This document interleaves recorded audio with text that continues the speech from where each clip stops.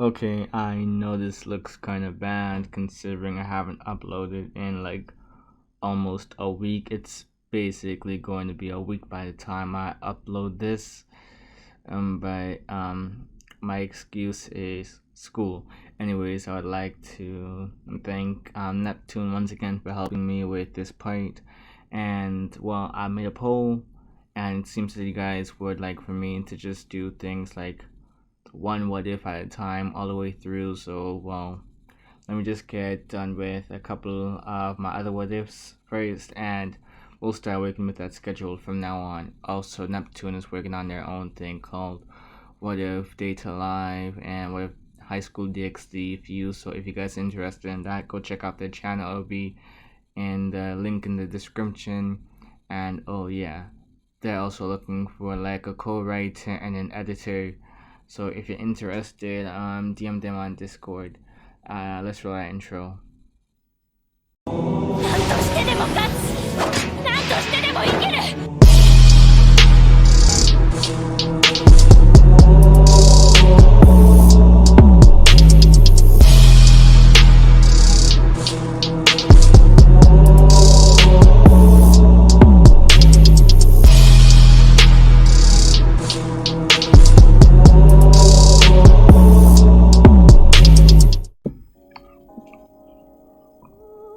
Okay, so like from now on, I'm just going to be bullet pointing these sort of series because of like how long it takes me to write.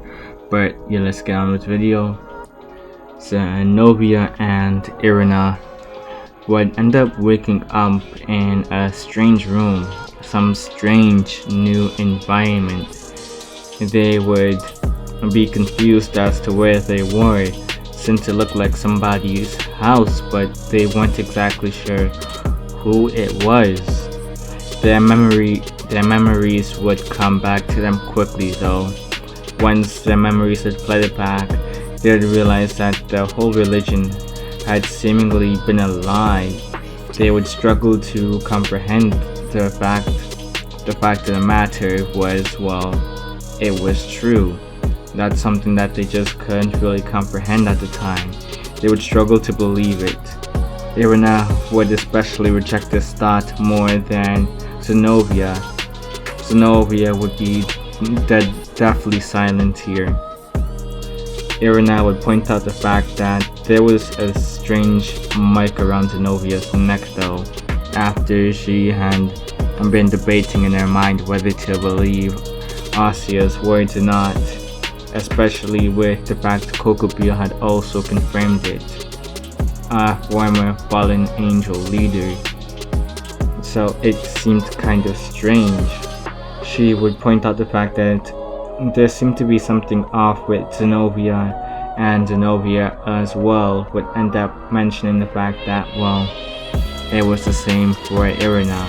She was about to actually point that out before Irina mentioned her own as well. They would find this to be strange and realize that maybe there was something up with it. Maybe this was Issei's doing again. Zenobia would remark that they would probably end up seeing one of the fallen angels. Zenobia would end up remarking about the fact that this might have something to do with Issei, especially once they saw one of the fallen angels controlled by Issei pass by. They would realize something right then and there.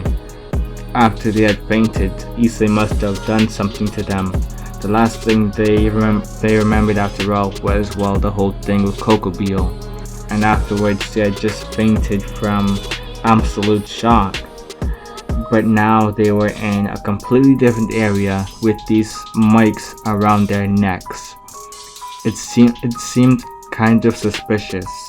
And considering Issei's lineage, they wouldn't doubt the possibility that he had something to do with this. She would begin to just start laughing because of the possibility of what Issei could have done to them. For all they knew, the boy could have actually turned them into devils of his peerage. And some sort of sick joke it would be if it were true.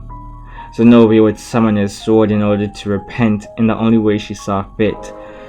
Right when she was about to do so, right when the sword approached her neck, she would get electrocuted. She would scream in pain, and Issei's voice would be heard from the seal. He would be explaining how their whole situation had changed. Now they were essentially going to go through probation as new members of his peerage. This probation period would involve them having to do only like the basic of tasks, such as eating, sleeping, and training with these sort of seals around their necks. Try and do anything fishy and they would end up getting electrocuted. He would basically be controlling their movements from now on until he could fully trust them. He had a feeling that they were going to try and do some sort of repentance, something very foolish, in order to escape Issei's control. So he made sure to plan ahead. That's why they had these seals around their necks so tight. It wasn't even as powerful back when he was controlling the fallen angels, but he learned to trust them and he released the seals on them. When it came onto these two, they had the misfortune of having even more powerful seals around them. The only times when they would be able to do anything besides the basics would of course be when the higher ups of the group ended up giving them permission. Beyond that, it would be a foolish move to try anything of the sort, something more drastic you could say. Issei wouldn't mention the fact that with these new seals he could also control their hormone levels, so he would just keep that to himself for the most part. The only times he would really use it when it was absolutely necessary anyways. Well, not completely true, more so he would just have it to where the hormone levels wouldn't be a distraction for them any longer. Yuba Luna would be the one to make her presence known to the former worshippers, explaining how she would actually be the one to train the two from now on. She would actually be the second in command as of recently, considering how she was basically the strongest one out of Issei's peerage. She had trained herself for quite a while now. She had made sure that she would continue to be top dog within the house, the only ones outranking her being Lefay and Ingeville. And when it came on to Ingeville, she felt that she was rapidly approaching her level. Issei obviously was always going to be at the very top. Lefay would have been the second in command, but she didn't want that kind of responsibility, and when it came on to Ingeville, she was simply too inexperienced for such responsibility. Yuba Luna would enjoy training the two since she would be allowed to go full force against these girls. Yuba Luna would make sure not to hold back her words, emotions, or power in order to have it to where these girls wouldn't be able to lay their eyes on a church again after she was done with them. This was going to be her vow. She had absolute resolve here, and when it came on to Issei, he would simply turn a blind eye to most of Yuba Luna's cruel tactics, so long as it produced results and, well, it didn't kill the girls. The second party didn't really have to worry about so much because of the fact, well, Asya was there to help with that.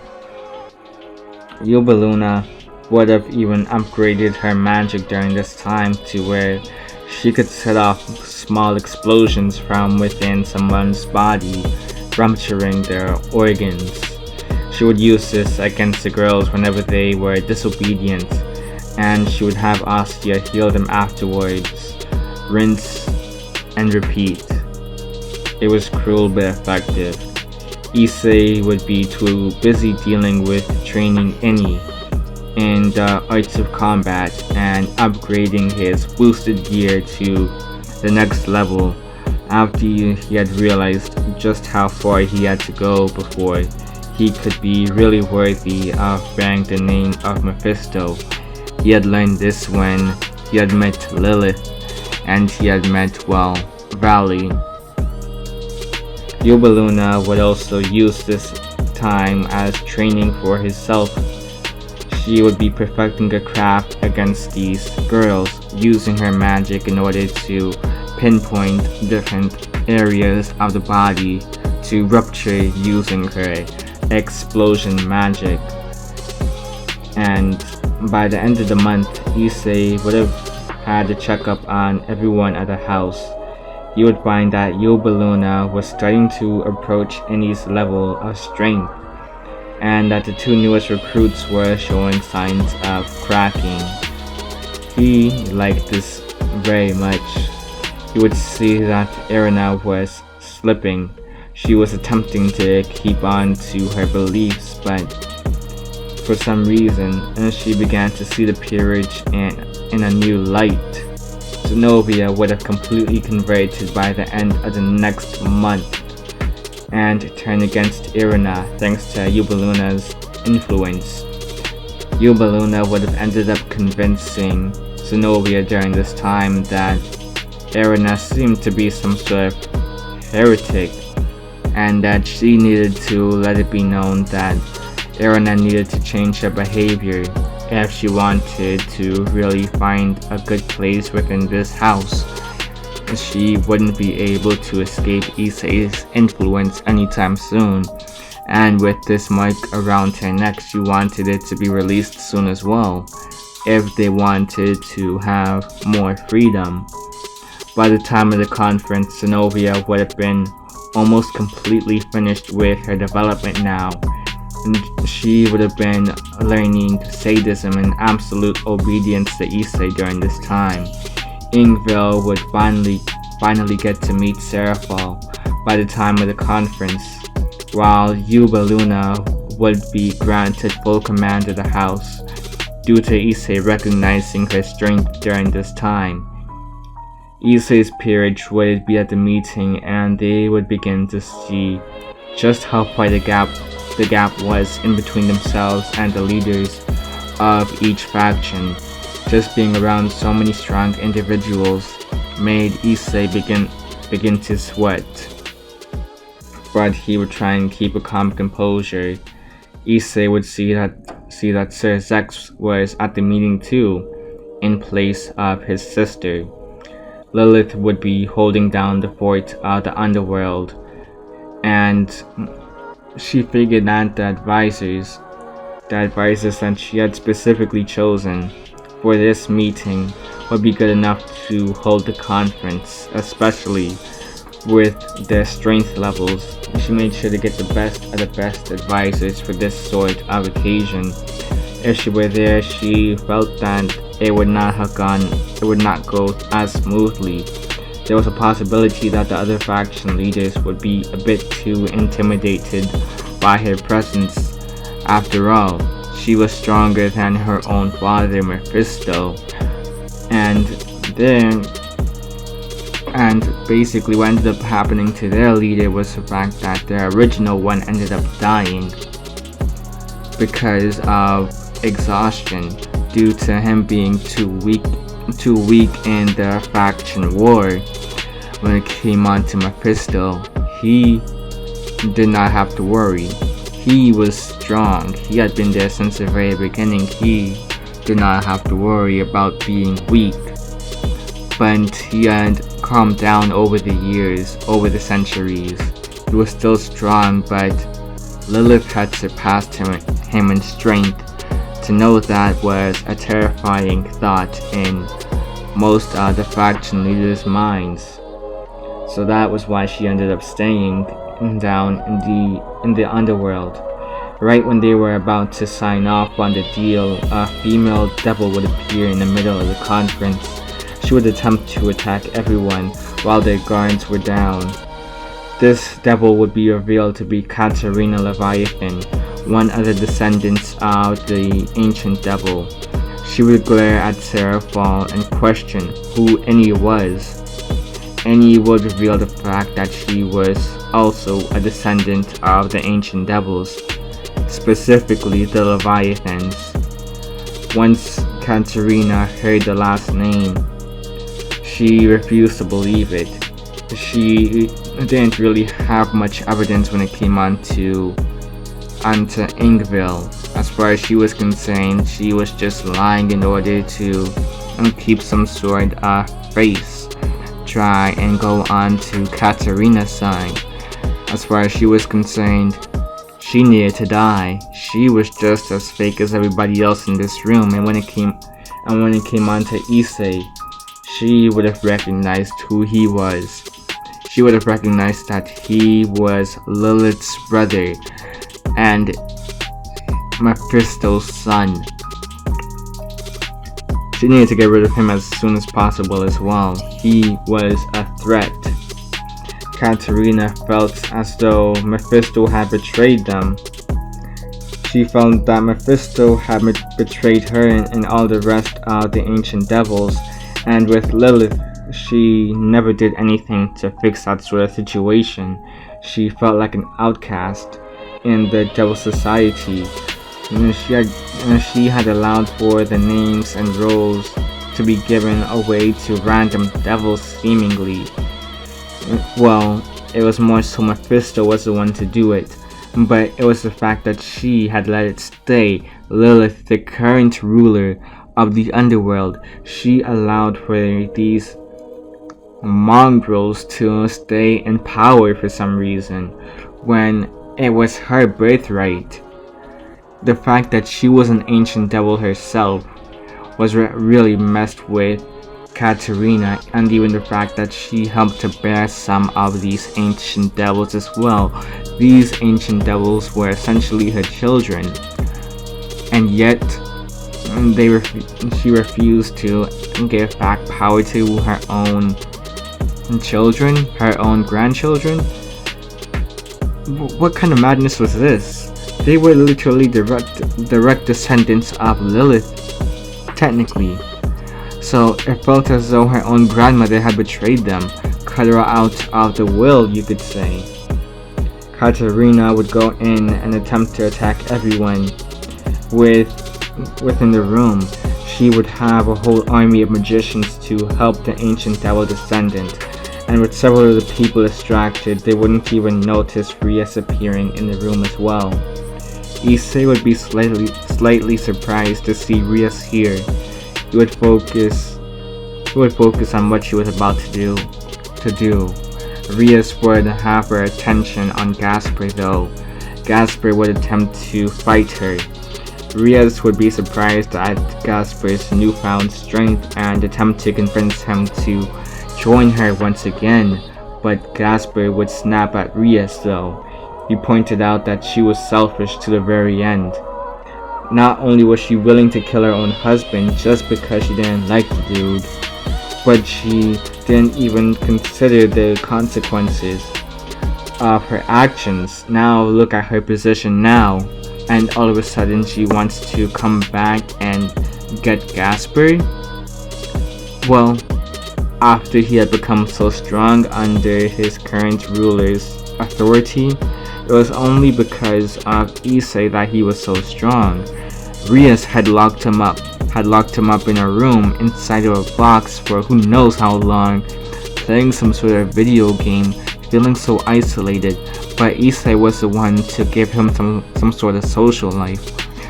Sure, Issei's methods were harsh, but they were effective and he meant well to the very end. Rias, she was just scared of his power because of the fact that he could not control it at the time. So why would he ever go back to her? Why would he ever betray his new master in order to go back to somebody that clearly didn't want him beforehand? Somebody that clearly could not handle his sort of power before.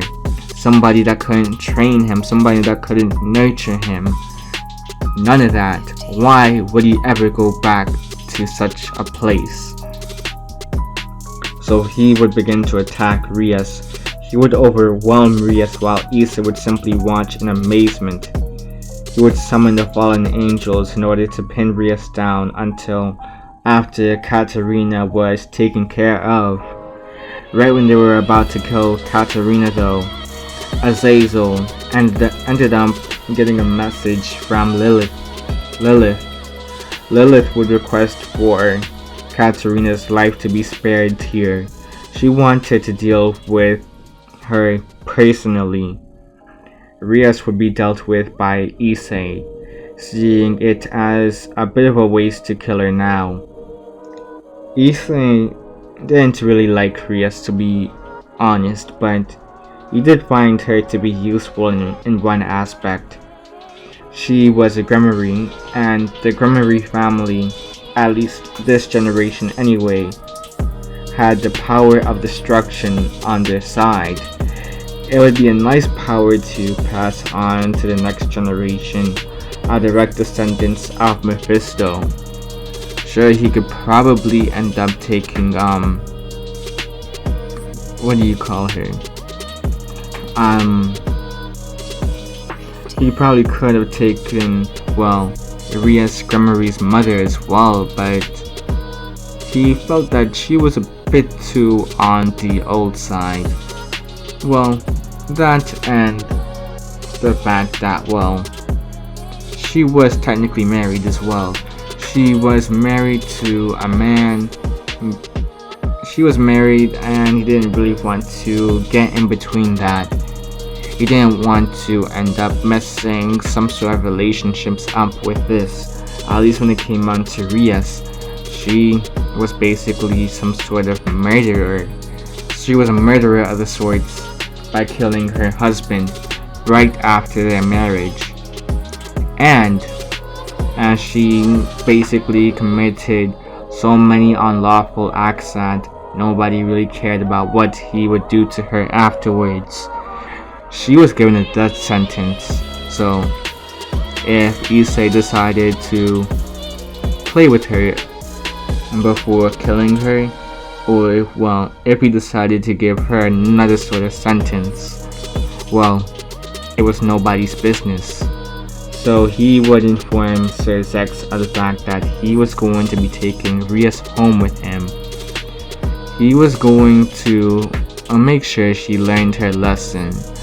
And not only this, but, well, Issei wanted the power of destruction to be part of his lineage from now on, alongside having draconic energy within, well, his offspring. His offspring would have both the power of destruction and draconic energy flowing through their veins. It seemed like some sort of unholy combination that seemed so wrong but so right at the same time. Not only that, but when it came on to Ingrid, she was basically a half devil of the sorts as well. Well, turned complete devil now. Regardless, they would be able to do so many things. He wanted to make all of his offspring as strong as possible, so of course he would take Rias with him at this point. She would only serve one purpose from here on out. Issei would create a seal for Rias, and the chain would form around her neck as well. Issei would take her home, and he would bring her back to his residence, where Yuba Luna would take care of Rias. She would get healed by Ossia right when she was about an inch of her life. Right when she was within an inch of her life, for the most part. And this was basically what ended up happening to Rias.